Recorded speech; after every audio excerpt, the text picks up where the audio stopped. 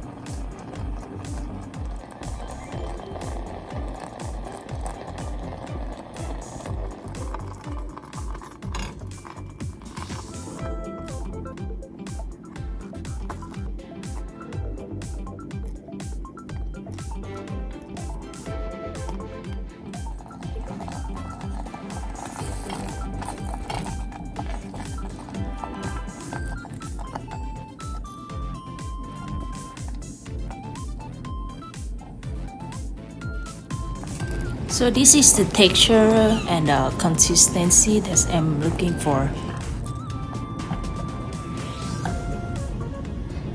Turn off the heat and let it cool down for a little bit before we put in the container. Now we have the delicious homemade strawberry jam. We can enjoy with crackers, bread, or put on the cakes.